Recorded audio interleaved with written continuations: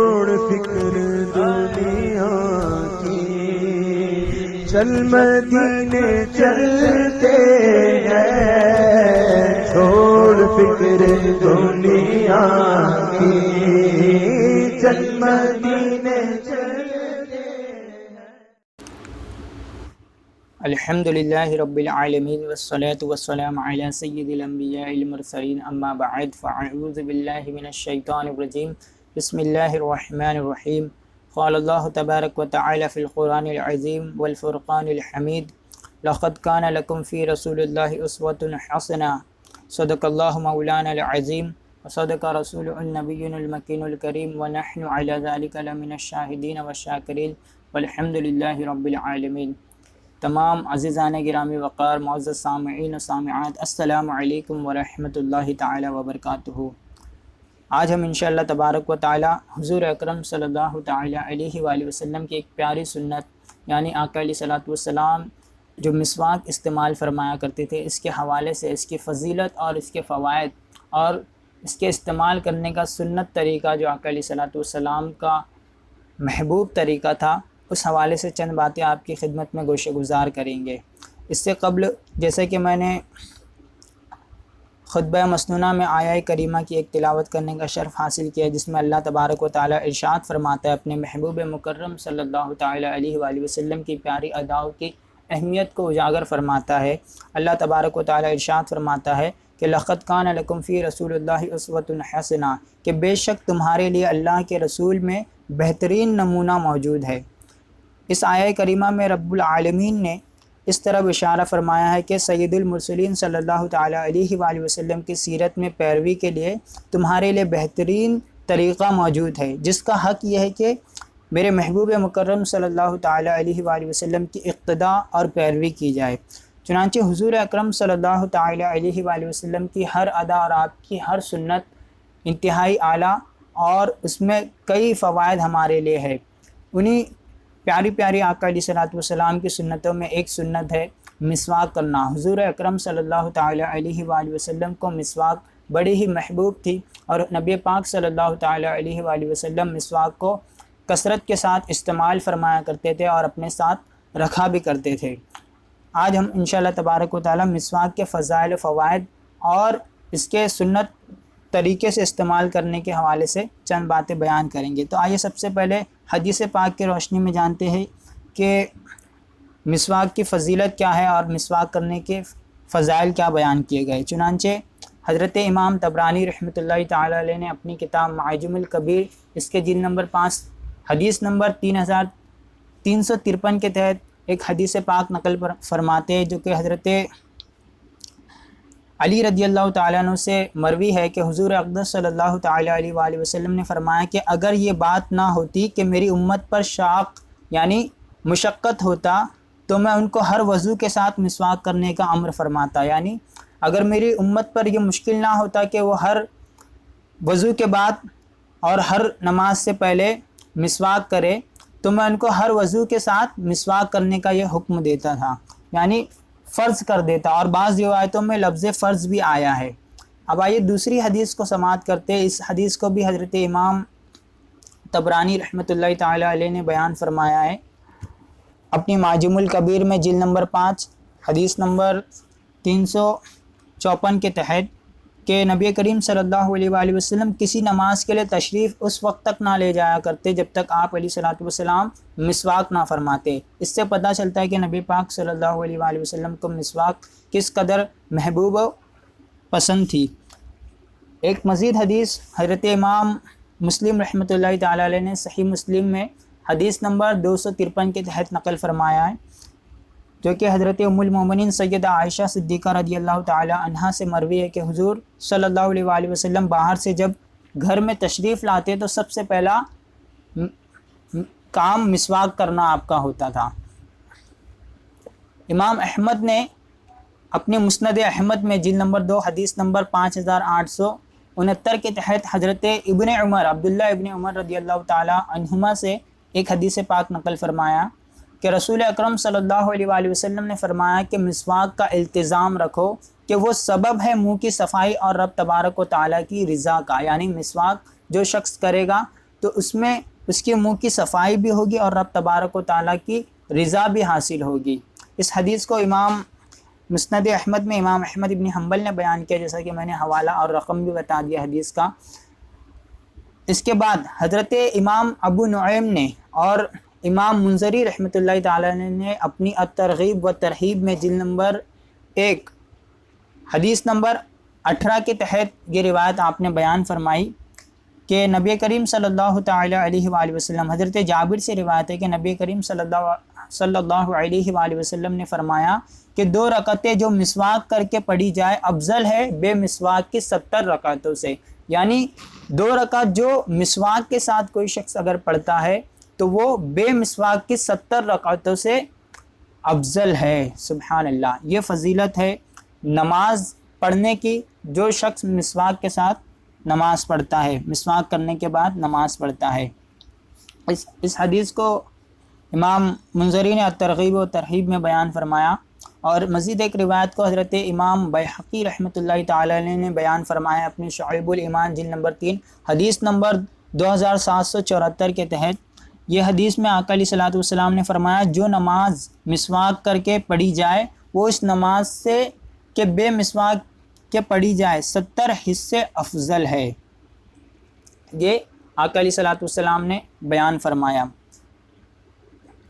مزید حضرت ام المومنین سیدہ عائشہ صدیقہ رضی اللہ تعالی عنہا سے مروی ہے یہ حدیث پاک، جس کو حضرت امام مسلم رحمۃ اللہ تعالی علیہ نے صحیح مسلم جلد نمبر 1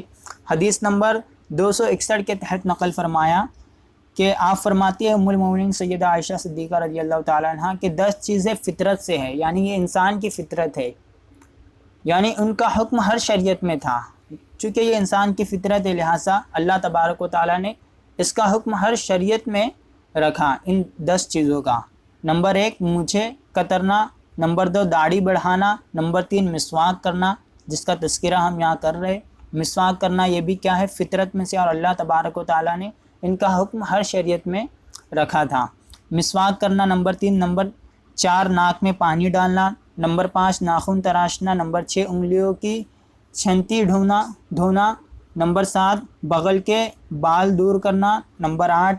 منہ زیر یعنی زیر ناف کے بال کو مونڈنا، نمبر 9 استنجا کرنا، نمبر 10 کلی کرنا۔ یہ تھے 10 ایسی خصلتیں جو کہ ہر انسان کی فطرت میں ہوتی ہے اور اسے کرنا چاہیے۔ اس حدیث پاک کو صحیح مسلم میں امام مسلم نے بیان کیا، جیسے کہ میں نے حوالہ پیش کیا۔ اب آئیے مزید ایک حدیث سماعت فرمائیں جو کہ حضرت امام بزار رحمۃ اللہ تعالی علیہ نے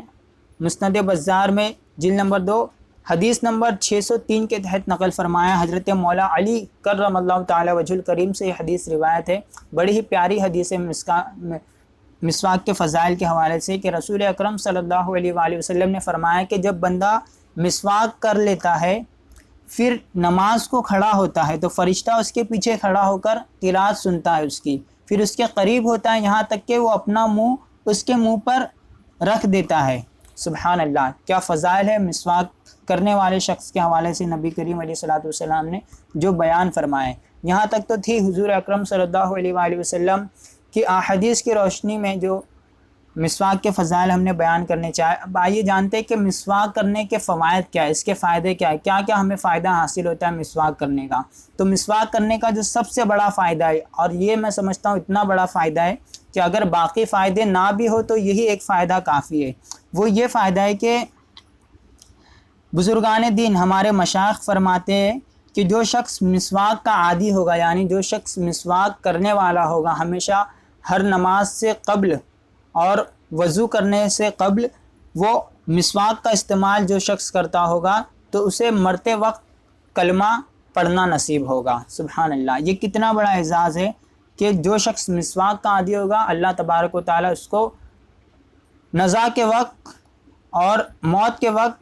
کلمہ نصیب پڑھنا اس کو مقدر فرما دے گا۔ تو اس سے بڑا تو کوئی اس کا فائدہ ہو ہی نہیں سکتا۔ اس کے علاوہ اور بھی اس کے کئی طبی فوائد موجود ہے، جیسے کہ آنکھوں کی روشنی اس سے برقرار ہوتی ہے، منہ کی جو بو ہوتی ہے، بدبو ہوتی ہے وہ دور ہوتی ہے، پائریاں سے بچا جا سکتا ہے مسواک کے ذریعے سے۔ اس کے علاوہ جو انسانی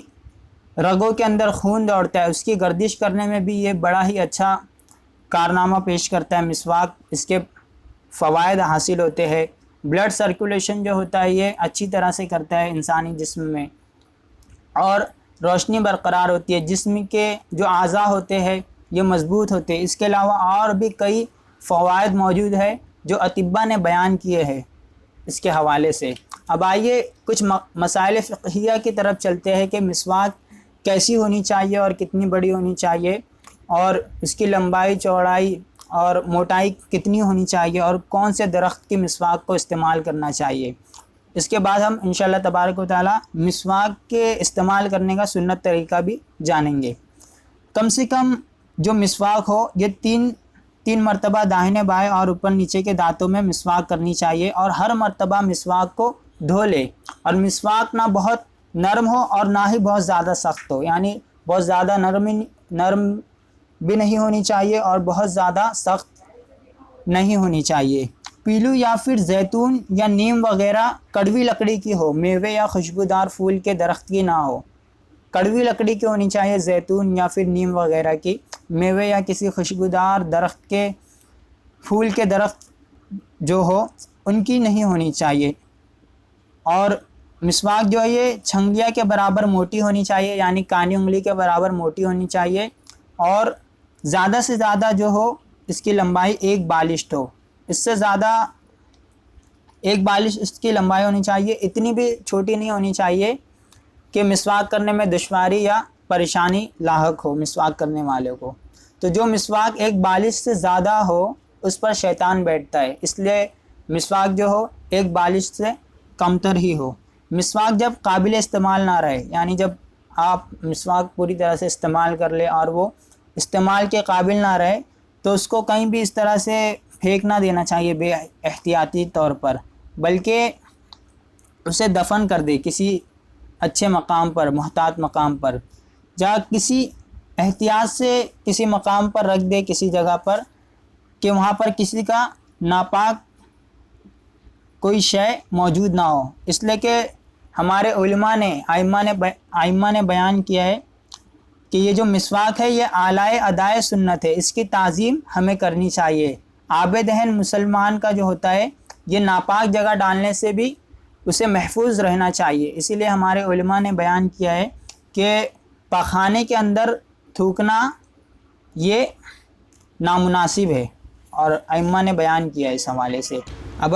آئیے جانتے ہیں کہ نبی کریم علیہ الصلوۃ والسلام نے کس طرح مسواک کو اپنے دندان مبارک پر ملا تھا، اور آقا علیہ الصلوۃ والسلام کس طرح سے مسواک کو استعمال فرمایا کرتے تھے۔ تو مسواک دہنے ہاتھ سے ہمیشہ کرنا چاہیے، اور اس طرح ہاتھ میں لینا چاہیے کہ چھنگلیا مسواک کے نیچے ہو، یعنی کانی انگلی جو ہے یہ مسواک کے نیچے ہو، اور بیچ کی جو 3 انگلیاں ہو وہ اوپر ہو، اور انگوٹھا سرے پر نیچے ہو، اور مٹھی نہ باندھنا چاہیے۔ دانتوں کی چوڑائی میں مسواک کرنا چاہیے، لمبائی میں نہیں کرنا چاہیے۔ چت لیٹ کر، یعنی بالکل چت لیٹ کر مسواک نہ کرنا چاہیے کہ یہ خلاف عادات ہے۔ پہلے داہنی جانب مسواک کرے، داہنی جانب کے اوپر کے دانت پر مانجے، اور پھر بائیں جانب کے اوپر کے دانت پر مانجے، پھر داہنی جانب کے نیچے، پھر بائیں جانب کے نیچے مسواک کرے۔ یہ سنت طریقہ ہے۔ جب مسواک کرنا ہو تو اسے پہلے اچھے سے دھو لے، یوں ہی فارغ ہونے کے بعد مسواک کرنے کے بعد اسے اچھی طریقے سے دھو ڈالے، اور زمین پر پڑی نہ چھوڑ دے، اسی طرح استعمال کرنے کے بعد زمین پر کہیں بھی نہ رکھ دے، بلکہ اس کو کھڑا کر کے رکھے، اور ریشہ کا جو اس کا حصہ ہو، ریشے کی جانب کا حصہ، اس کو اوپر کر دے۔ اگر مسواک نہ ہو تو کوئی شخص اگر چاہے تو انگلی یا سنگین کپڑے سے دانت کو مانجھ سکتا ہے، یوں ہی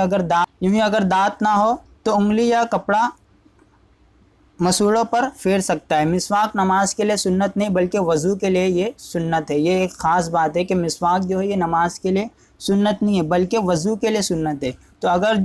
جو شخص ایک وضو سے چند نمازیں پڑھے اس سے ہر نماز کے لیے مسواک کا مطالبہ نہیں کیا جائے گا، جب تک کہ تغیر رحا، یعنی وضو کو توڑنے والی چیز اس سے نہ ہو، تغیر رحا نہ ہوگا، ورنہ اس کے دفع کے لیے مستقل سنت ہے۔ البتہ اگر وضو میں مسواک نہ کی تو بھی طواب نماز کے لیے وقت کر لے۔ پھر 3 چلو پانی سے 3 مرتبہ کلی کرے کہ ہر بار منہ کے ہر پرزے پر پانی بہہ جائے۔ اور اگر روزہ دار کوئی شخص ہو تو اسے چاہیے کہ وہ غرغرہ نہ کرے، اگر روزہ دار نہیں ہے تو غرغرہ بھی ایسی صورت میں کر سکتا ہے۔ تو یہ تھا استعمال کرنے کا صحیح طریقہ مسواک کا۔ بہت لوگ اس سے الگ تلگ اور الگ الگ انداز میں، مختلف انداز میں مسواک کرتے ہیں، جو کہ سنت طریقہ نہیں ہے۔ تو ہمیں چاہیے کہ حضور اکرم صلی اللہ علیہ وآلہ وسلم کی پیاری سنتوں پر عمل کرتے ہوئے حضور اکرم صلی اللہ علیہ وآلہ وسلم کی پیاری ادا کو اپنائیں اور اپنے لیے ذریعہ نجات بنائیں۔ آج ہم نے چند باتیں خدمت میں آپ کے پیش کی ہے۔ انشاءاللہ تبارک و تعالی ہم اگلی ویڈیو میں ایک نئے موضوع کے ساتھ آپ کی خدمت میں حاضر ہوں گے۔ والسلام علیکم ورحمۃ اللہ تعالی وبرکاتہ۔